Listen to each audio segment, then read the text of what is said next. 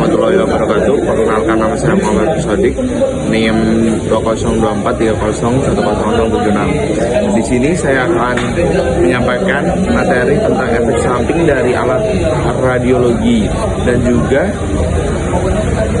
saya akan menjelaskan tentang mekanisme kerja sinar X. Oke, pertama-tama alat radiologi diagnostik seperti retrogen X-ray dan CT scan menggunakan sinar X yang merupakan jenis radiasi ionisasi. Meskipun dosis radiasi dalam pemeriksaan rutin biasanya rendah dan dianggap aman, paparan radiasi terutama yang berulang atau dosis tinggi dapat menimbulkan efek samping. Efek samping ini dapat diklasifikasikan menjadi dua jenis. Untuk efek yang pertama yaitu efek stokastik atau efek jangka panjang. Efek ini tidak memiliki dosis ambang batas, artinya resiko dapat muncul meski terpapar dosis radiasi sangat kecil apapun. Namun kemungkinan meningkat sering dosis kerusakan yang terjadi biasanya merupakan mutasi DNA pada sel yang dapat menyebabkan 1. Peningkatan resiko kanker. Ini adalah resiko jangka panjang terberat seperti leukemia atau kanker organ padat lainnya. Resiko ini lebih tinggi pada pasien yang sering melakukan pemeriksaan dengan dosis radiasi tinggi, misal CT scan berulang dan pada anak-anak. Efek Bitter atau genetik. Kerusakan genetik yang mungkin ditemukan kepada keturunannya. Pertama adalah efek stokastik atau efek jangka panjang. Efek ini tidak memiliki dosis ambang batas, artinya resiko dapat muncul meski terpapar dosis radiasi sekecil apapun. Namun kemungkinan meningkatnya sering dosis kerusakan yang terjadi biasanya berupa mutasi DNA pada sel yang dapat menyebabkan peningkatan resiko kanker. Ini adalah resiko jangka panjang terberat seperti leukemia atau kanker organ padat lainnya. Resiko ini lebih tinggi pada pasien yang sering melakukan pemeriksaan dengan dosis radiasi tinggi, misal CT scan berulang. Efek herediter atau genetik. Kerusakan genetik yang mungkin diturunkan kepada keturunannya. Dua adalah efek deterministik jangka pendek. Efek ini hanya akan terjadi jika dosis radiasi melampaui ambang batas tertentu. Ini lebih sering terjadi pada kasus paparan radiasi yang sangat tinggi, seperti pada terapi radiasi yang intensif, bukan pada pemeriksaan endotorogen diagnostik standar.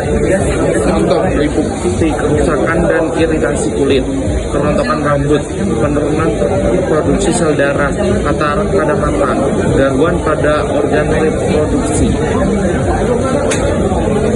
Kemudian efek terkait zat kontras pada beberapa pemeriksaan radiologi, misal CT scan atau fluoroskopi, mungkin digunakan zat kontras untuk meningkatkan visualisasi. Zat kontras dapat menimbulkan efek samping tersendiri meskipun jarang terjadi, seperti alergi ringan, mual, gatal, mual, muntah, reaksi alergi parah, gangguan ginjal terutama pada pasien dengan riwayatnya tinggi. Kemudian kita bahas cara kerja sinar X. Cara kerja terjadinya sinar X yang juga dikenal sebagai produksi sinar X terjadi di dalam sebuah komponen utama yang disebut tabung sinar X.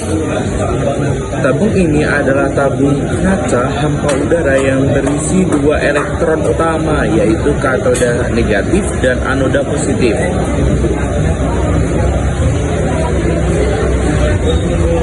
Cara kerja terjadinya sinar X juga dikenal sebagai proses produksi sinar X terjadi di dalam sebuah komponen utama yang disebut tabung sinar X atau tabung Thomson.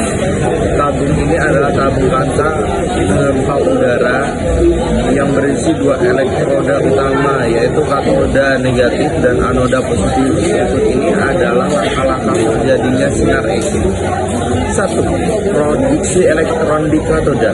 Katoda memiliki filamen biasanya terbuat dari wolfram atau tungsten yang dipanaskan. Pemanasan filamen dengan mengalirkan arus listrik rendah menyebabkan emisi ternionik, di mana elektron terlepas dari ikatan atau filamen dan membentuk awan elektron di sekitar katoda. 2. Percepatan elektron diberikan pada potensi yang sangat tinggi, tegangan tinggi dalam satuan kilovolt antara katoda dan anoda. Karena elektron bermuatan negatif dan anoda bermuatan positif, elektron di awan elektron di katoda akan dipercepat menuju anoda dengan percepatan yang sangat tinggi. Kemudian tumbukan dan perambatan di anoda. Elektron bercepatan tinggi ini kemudian menumbuk target yang ada di anoda, biasanya terbuat dari wolfram yang memiliki nomor atom tinggi.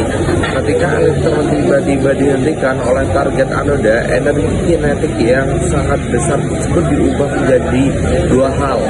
Panas sekitar 99%, sebagian besar energi diubah menjadi panas yang harus dihilangkan oleh sistem pendingin anoda. Terkadang anoda dibuat berputar. Sinar X sekitar 1%. Sebagian kecil energi diubah menjadi radiasi elektromagnetik berenergi tinggi, yaitu sinar X. Mekanisme pembentukan sinar X yang dihasilkan dari tumbukan di anoda terjadi melalui dua mekanisme utama. A. Radiasi permanen. Ini adalah sumber utama dari sebagian besar sinar X. Ketika elektron berkecepatan tinggi melewati dekat inti atom target, elektron akan dibentrokkan dan diperlambat oleh gaya kolom inti atom. Perlambatan mendadak ini menyebabkan elektron melepaskan energi tinggi dalam bentuk foto sinar X. Energi foto yang dipancarkan bervariasi, menghasilkan spektrum sinar X tertentu. B. Sinar X karakteristik. Ketika elektron berkecepatan tinggi menumbuk dan mengeluarkan elektron di kulit dalam atom target, kekosongan yang terjadi ini segera diisi oleh elektron dari kulit atom yang lebih luar. Transisi elektron dari kulit luar ke kulit dalam melepaskan energi yang spesifik, sama dengan selisih tingkat energi menghasilkan fotosinar X dengan energi diskrit. Spektrum garis yang merupakan karakteristik unik dari bahan target. Sinar X yang terbentuk ini kemudian dilepaskan keluar dari tabung melalui jendela khusus menuju pasien untuk tujuan diagnostik. Kesimpulan, alat radiologi diagnostik merupakan sinar X, yaitu radiasi ionisasi yang berpotensi menimbulkan efek samping meskipun dosis pada pemeriksaan rutin umumnya kecil. Resiko utama adalah efek stokastik jangka panjang berupa potensi peningkatan resiko kanker atau kelainan genetik akibat kerusakan DNA. Resiko ini meningkat sering dengan dosis kumulatif dan paling diwaspadai pada anak serta pemeriksaan berkurang. Efek deterministik jangka pendek seperti kerusakan kulit atau sumsum tulang hanya terjadi jika dosis radiasi melampaui